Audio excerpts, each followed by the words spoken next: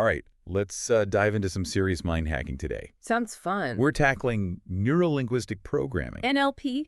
You know, NLP, you sent over a fascinating clip, Okay. part 4 of the NLP, the New Technology of Achievement audiobook from the Master Your Mind YouTube channel. Right. It is packed with techniques that could change how you approach just about everything. Yeah, it really does. Oh. And what's exciting is that NLP is all about understanding the language of your own brain, how it processes information, forms habits, even creates those pesky fears and insecurities. Yeah. It's like a user manual for your mind. I'm all about user manuals, Yeah. especially if they come with cheat codes. Yeah. So what's the first mind hack we're unlocking today? Well, the audiobook starts with a powerful duo, Okay. dissociation and association. Think of them as mental tools for rewinding and fast-forwarding through your experiences. Okay, that sounds intriguing. Yeah. I'm all about rewinding the good times and maybe hitting fast forward on a few of the bad ones. Yeah, right. Association is about creating that mental distance from an experience. Imagine you're watching a movie of yourself in a challenging situation. Okay. It helps you detach from the negative emotions, Okay. turning down the volume on those feelings. So instead of being completely overwhelmed by fear or anxiety, Right. you're observing it from a calmer, more objective perspective. Precisely. Okay. The audiobook gives this great example of an insurance salesman who was terrified of elevators. Interesting. He used dissociation to work through his fear by picturing himself as a child experiencing those feelings.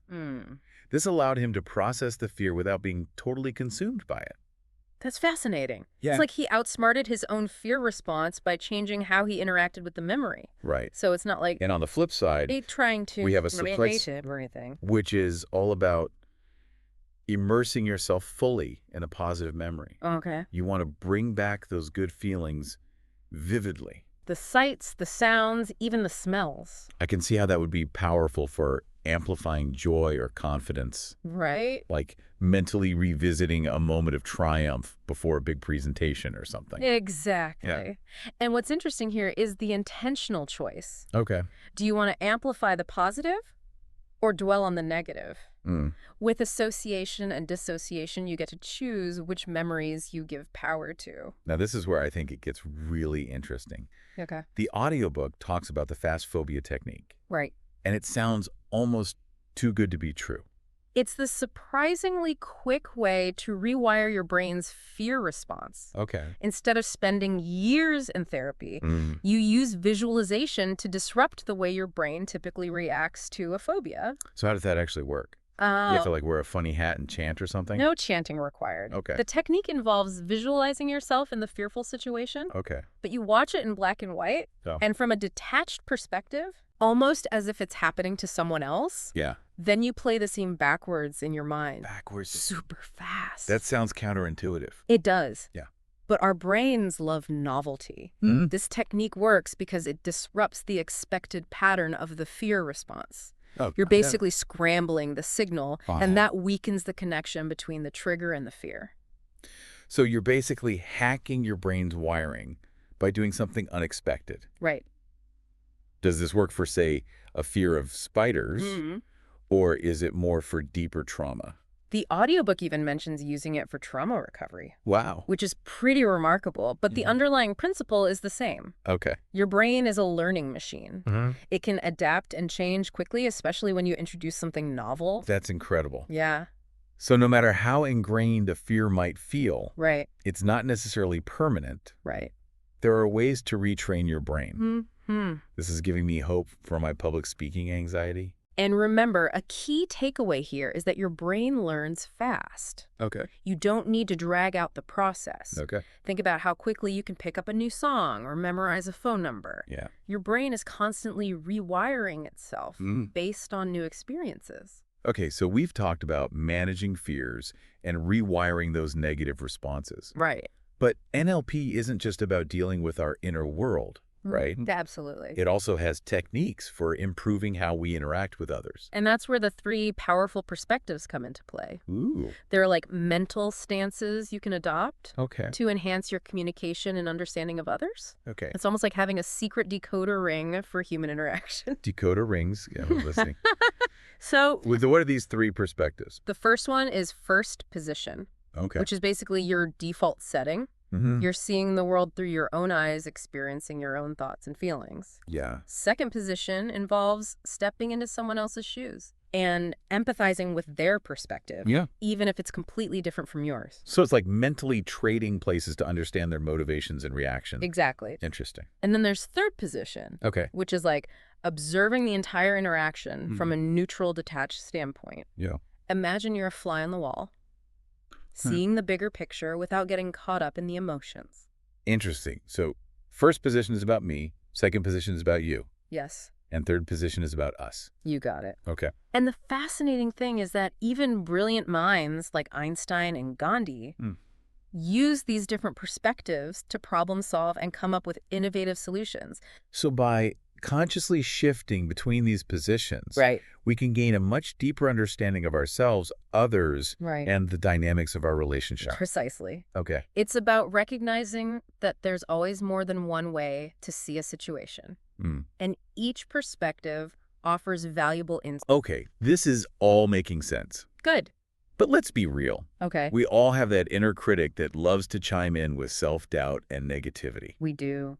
Does NLP offer any strategies for dealing with that voice? It absolutely does. Okay. And the first step is becoming aware of that voice. Okay. Where is it coming from? Mm-hmm. What does it sound like? Okay. Is it a nagging whisper or a booming shout? Yeah. Once you can identify it, you can start to change its qualities. So it's not about silencing that inner critic completely. Mm-hmm. It's about learning to manage it. Exactly. Okay. In the audiobook, they suggest making your inner critic sound like Mickey Mouse. Oh, I love that. It might sound silly, Yeah. but it's a surprisingly effective way to reduce its power. Suddenly, those negative thoughts don't seem so intimidating when they're coming from a cartoon mouse. Right. Yeah. It's about changing the dynamic. Mhm. You're acknowledging the voice, Yeah. but you're not letting it control you. Yeah. And often that shift in perception is enough to reduce its impact. But it's not all about tricks and techniques, is it? Right. Don't we also need to understand the intention behind that inner voice? Absolutely. Okay. Often that inner critic is trying to protect us, Mm-hmm. but it's going about it in a very unhelpful way. Okay. Maybe it's trying to keep you safe from failure or rejection, but it ends up holding you back. So it's about figuring out what that voice is trying to achieve Right. and then negotiating a better strategy. Exactly. Uh-huh. And sometimes simply acknowledging the voice and thanking it for its input can be incredibly powerful. You're not suppressing it, but you're also not letting it run the show. This is really eye-opening. It is. It's like NLP is giving us a whole new language for understanding and working with our own minds. It really is. Yeah. And the more you explore these techniques, the more you realize how much power you have Okay. to shape your thoughts, feelings, and actions. And then dealing with our own inner critics is one thing. But what about criticism from others? Yeah. That can be even harder to handle. You're right. External criticism can be tough. Mm-hmm. But NLP offers a powerful technique for reframing even harsh criticism into something useful. Okay, I'm all ears. All right. How do we turn those ouch moments into something constructive? The key here is, again, dissociation. Okay. When someone is criticizing you, it's natural to get defensive. Yeah. But if you can mentally step back, Okay. imagine you're watching the situation unfold in a movie. Mm-hmm. You can detach from that immediate emotional reaction. So you're creating that mental space to observe the situation more objectively. Exactly. Yeah. This allows you to actually hear what they're saying Okay. without getting caught up in your own emotional whirlwind. That makes sense. Yeah. It's like pressing pause on your own internal drama. Right. So you can actually process the information coming from the other person. Right. Okay. And then, once you've created that space, you can compare their perspective to yours. Maybe they have a valid point you hadn't considered. Yeah. Or maybe it's just a simple misunderstanding based on different interpretations. So by detaching from our immediate emotional response, Right. we can evaluate the criticism more rationally and decide what feedback to take on board. You got it. Okay. And that's what's so empowering about this technique. Mm-hmm. You're not just reacting defensively. Yeah. You're choosing how to respond. Okay. You're in control. This is making me rethink how I approach feedback in general. Right. It's not about agreeing with the criticism. Exactly. It's about understanding it and then deciding what to do with it. Precisely. Yeah. And sometimes the most valuable insights come from the perspectives of others. Mm-hmm. We all have blind spots. Yeah. And feedback, even when it's delivered poorly, Yeah. can be an opportunity for growth. Okay. I'm starting to see how NLP can shift our whole approach to challenging situations. It can. But we've all been there, right? Oh, yeah. Those moments where we react poorly and later think, why did I say that? Oh, those moments of regret. Yeah. But NLP has a technique for that, too. Wait, really? And it doesn't involve a time machine. So I can actually rewrite my past reactions? Not literally rewrite. Okay. But you can rewire your response patterns. Okay. The technique involves mentally revisiting that frustrating situation and imagining 3 different ways you could have reacted. Okay. And the key here is to get creative. Okay. Even outrageous. Don't censor yourself. So it's like brainstorming alternative endings to a movie scene where I totally botched my lines. Exactly. You're exploring different possibilities and trying on each response to see how it feels.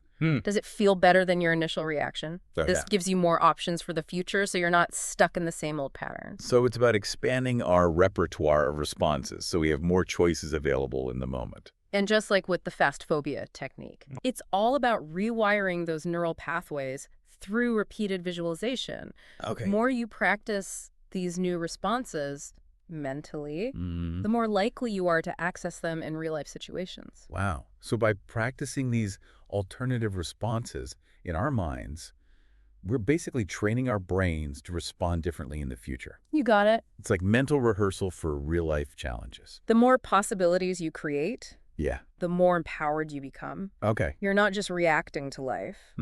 You're actively shaping your experiences. Okay. I think my brain is officially buzzing. I bet. Dissociation, association, fast phobia techniques, 3 perspectivves. Yeah. I'm already starting to see the world differently. It is a lot to take in, but the key takeaway is that you have far more control over your thoughts and feelings than you might realize. And that's incredibly exciting. It is. Knowing that I can actually change those patterns, those automatic responses that might not be serving me. Absolutely. And that's the real power of NLP. It's about becoming the architect of your own mind. Okay, I'm definitely feeling empowered. But how about we take a quick break and let all of this amazing information sink in? A break is a great idea. These concepts are powerful, and it's good to give them time to settle. We'll be back soon to explore even more NLP techniques. Sounds good. All right. Okay, we're back, and my mind is still buzzing from all those NLP techniques. I bet. It's amazing how much power we have to shape our own experiences.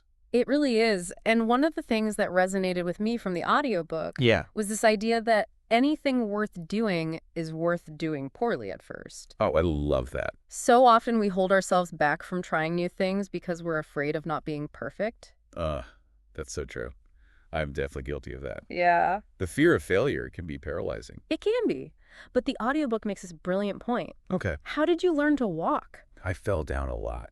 You probably fell down a lot. Yeah. And yet you kept getting back up, trying again. Right. And eventually you mastered it. Why should it be any different with other areas of our lives? That's such a great analogy. Yeah. It's a reminder that making mistakes is part of the learning process. It is. We're not going to be perfect at everything right away, and that's okay. Exactly. And if we can embrace imperfection and see those mistakes as opportunities for learning, we open ourselves up to so much more growth and possibility. It's like giving ourselves permission to experiment, to try new things without the pressure of having to nail it on the first try. Right. But what about those times when we lack confidence? Okay. Because we genuinely haven't developed the skills yet? Mm-hmm. Like I wouldn't feel very confident flying a plane because I have 0 flight training. That's a great point. And the audiobook addresses that distinction. Okay.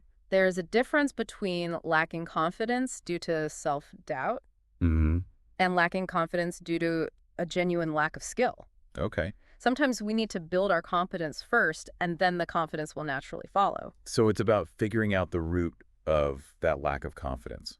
Right. Is it coming from fear and those negative thought patterns we talked about earlier? Or is it simply a sign that we need to invest time and effort in developing our skills? Exactly.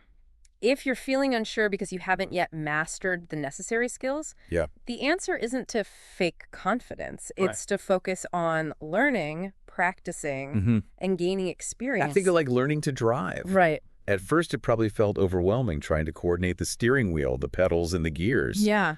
I know I stalled out at every stoplight. But with consistent practice, it became more automatic. Right. You built the skills and the confidence came naturally. So it's not about becoming an expert overnight. No. It's about recognizing that we have the capacity to learn and grow, and then taking those steps to build our competence, even if it's one small step at a time. It is. And the audiobook reminds us that our brains are incredible learning machines. They are. They're wired to adapt and grow, especially when we step outside our comfort zones. That's the exciting part. The more we challenge ourselves, the more we expand our capabilities and create new possibilities. It's like we're constantly evolving, becoming more resilient and resourceful with each new challenge we overcome. And remember, it's not about being good at everything. It's about identifying what truly matters to you, what aligns with your values and goals, and then focusing your energy on developing your competence in those areas. So it's about choosing our battles wisely and playing to our strengths. Right. It's not about being a jack of all trades. No. It's about mastering the skills that will help us create the life we want. Exactly. And the journey of learning and growth is a lifelong one. There's always something new to discover, always room for improvement. Right. Which reminds me of a fascinating point the audiobook made about language. Okay. It highlighted how our brains can't really process negations. You mean like how telling yourself don't be nervous can actually make you more nervous? Exactly. Your brain focuses on the nervous part, even though you're trying to avoid it. Right. It's because our minds naturally gravitate towards concrete images and ideas. So instead of telling ourselves what not to do, NLP encourages us to focus on what we do want to experience. Exactly. It's about framing our thoughts in a positive and empowering way. Instead of saying, I can't do this, we might try saying, I'm still learning how to do this. Exactly. Or I'm open to exploring different approaches. Right. Instead of saying, don't think about the color blue, you'd say, think about the color green. Your brain naturally creates an image of green, replacing the blue. Right. It's like using your mind's natural tendencies to your advantage.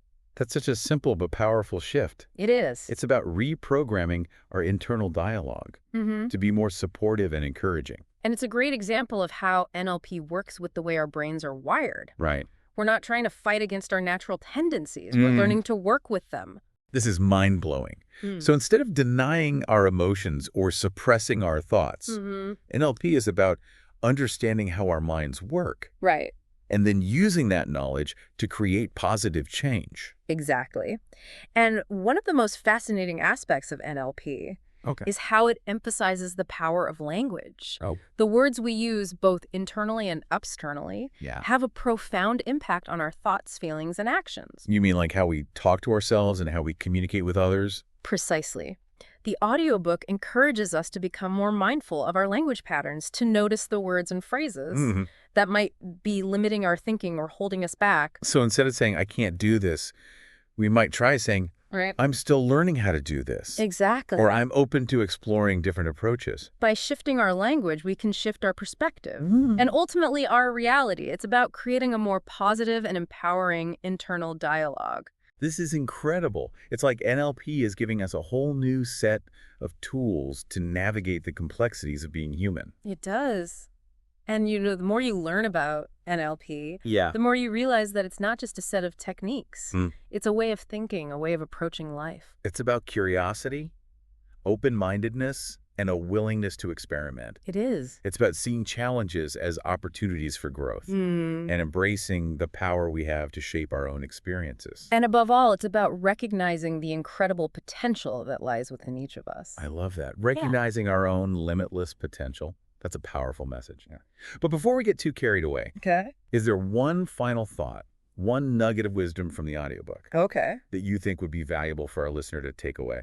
One thing that really stood out to me was the audiobook's emphasis on the importance of sensory acuity. Sensory acuity. It's about paying close attention to the subtle cues in our environment and in our own bodies. So it's about tuning into those subtle signals we might normally miss. Exactly. NLP teaches us to become more aware of our senses, what we see, hear, feel, even smell and taste. By sharpening our sensory awareness, we can gather more information about ourselves and the world around us. That makes sense. It's like we're expanding our perception of reality, becoming more attuned to the nuances of our experience. But how does that actually help us in practical terms? Well, by paying close attention to our senses, Okay. we can become more aware of how our bodies are reacting in different situations. Okay. For example, if you notice your heart rate increasing or your muscles tensing up during a conversation, Hmm. it might be a sign that you're feeling anxious or stressed. So it's about tuning into those physical sensations as a way to understand our emotional state. Exactly. It's like our bodies are giving us clues about what's going on beneath the surface. And by becoming more aware of those signals, Yeah, we yeah. can start to manage our emotions more effectively. We can learn to recognize the triggers that set off those negative reactions Hmm. and develop strategies for staying calm and composed, even in challenging situations. I can see how that would be incredibly helpful in all sorts of situations, It is. from dealing with difficult people to navigating high-pressure work environments. Absolutely. Sensory acuity is a powerful tool for building self-awareness and emotional intelligence. Hmm. It's about paying attention to the subtle signals our bodies are sending us Hmm. and using that information to make more informed choices. This is fascinating. It's like NLP is not just about changing our thoughts. Right. It's about becoming more attuned to our whole experience, Mm-hmm. mind, body, and emotions. It's about recognizing the interconnectedness of all those aspects of ourselves. You got it. And Yeah. that's what makes NLP such a holistic approach to personal growth. Okay. It's not about compartmentalizing our experiences. It's about seeing ourselves as whole, integrated beings. This deep dive has been such an incredible journey. I feel like I've learned so much about NLP and the amazing potential it has to empower us. I'm glad to hear that. And remember, this is just the beginning. Yeah. There's a whole world of NLP techniques and applications out there waiting to be explored. So where do we go from here? Hmm. What's the next step for someone who's interested in learning more about NLP Okay. and actually putting these techniques into practice? Well, there are many great resources available, Yeah. both online and offline. You Mm. can find books, courses, workshops, Yeah. even other podcasts dedicated to exploring NLP in more depth. Okay. And of course, there's always the option of working with a certified NLP practitioner. It's amazing how accessible this information is these days. Yeah. It's like a whole new world of personal development is opening up. It is. And one of the best ways to learn NLP is to start experimenting. Okay. Try out some of the techniques we've discussed today and see what works for you. It's like having a toolkit for your mind, Hmm. and you get to choose which tools you use Hmm. and how you apply them to your own unique challenges and goals. That's such a great way to put it. Yeah. It's not about following a rigid set of rules. Right. It's about finding what resonates with you and using those tools to Mhm. create positive change in your life. And remember, NLP is about ongoing exploration and discovery. Okay. It's not a one-size-fits-all approach. Mm-hmm. What works for one person might not work for another. Right. The key is to keep an open mind, to be curious, Yeah. and to trust your own intuition as you navigate this journey of personal growth. This has been such an eye-opening conversation. It has. I feel like I have a whole new set of strategies for approaching life's challenges and Mhm. creating the experiences I want. I'm so glad to hear that. Mm. And remember, the power to change your thinking, your feelings, and ultimately your life lies Mhm. within you. I love that. It's a reminder that we're not just passive recipients of our experiences. Right. We're active creators. Mhm. We have the power to shape our own realities. Exactly. Mm. And by embracing the principles of NLP, we can tap into that power and unlock our true potential. Wow, that was intense. So much to unpack. Yeah. I don't know about you, but I'm already thinking about how to apply some of these techniques to my own life. What I love about NLP is that it's so empowering. It Mm. gives you tools to understand and change your own thinking, which ultimately impacts your behaviors and results. Absolutely. And something that really struck me is this idea that anything worth doing is worth doing poorly at first. So often we hold ourselves back from trying new things because we're afraid of not being perfect. But think about it. How did you learn to walk? You probably fell down a lot. The key is to keep practicing, keep learning, and keep refining those skills. So true. And that's something I think we can all apply to any area of our lives where we want to Yeah. grow and improve. Absolutely. And, one of the things that fascinated me in the audiobook was the section on submodalities. Submodalities. And it- Okay, I'm intrigued. Think of them as the fine-tuning knobs of your experiences. Like when you visualize something, are the colors bright or dim? Is the image big or small? Is there sound or silence? These subtle qualities can dramatically impact how you feel about the experience. So it's like adjusting the settings on a movie projector to change how the image appears on the screen. That's a great analogy. And NLP teaches us that we can actually consciously change these submodalities to change how we feel about a particular memory or thought. That's amazing. Yeah. Could you give an example of how that might work in real life? Sure. Let's say you have a memory that makes you feel sad. Maybe it's a breakup, a lost opportunity, or something else that brings up those feelings of loss. Okay, I think we've all been there at some point. Right. Now imagine that you visualize that memory as a photograph, and in your mind's eye, you adjust the submodalities. You make the picture smaller and dimmer. You drain the color out of it so it's black and white. You might even add a frame around it, creating a sense of distance. By changing these submodalities, you're actually changing the emotional intensity of the memory. So you're not erasing the memory, but you're changing how it feels. Exactly. You're reducing the negative emotional charge associated with that memory. And the amazing thing is, your brain doesn't know the difference between a real experience and a vividly imagined one. So by changing how you visualize the memory, you're actually rewiring your brain's response to it. That's incredible. It's like we have this internal editing software that allows us to change the emotional tone of our experiences. Exactly. And the more you practice with submodalities, the more control you'll have over your emotional landscape. You can amplify positive feelings, reduce negative ones, and even shift your perspective on challenging situations. This is really opening my mind to the possibilities of NLP. It's like we have this incredible power to shape our own realities just by understanding how our minds work. And that's what's so empowering about it. It's about taking ownership of our thoughts, feelings, and behaviors, and recognizing that we have the ability to create the experiences we want. I think it's a perfect note to end on. This has been an incredible deep dive, and I feel like I've gained so much valuable knowledge and inspiration. It's been my pleasure joining you on this journey of exploration. And to our listener, thank you for tuning in to this deep dive into the fascinating world of NLP. We hope you've enjoyed the journey as much as we have. Remember, the power to change your thinking, your feelings, and ultimately your life lies within you. So go out there, explore those possibilities, and keep believing in your own limitless potential. Until next time, keep learning, keep growing, and keep diving deep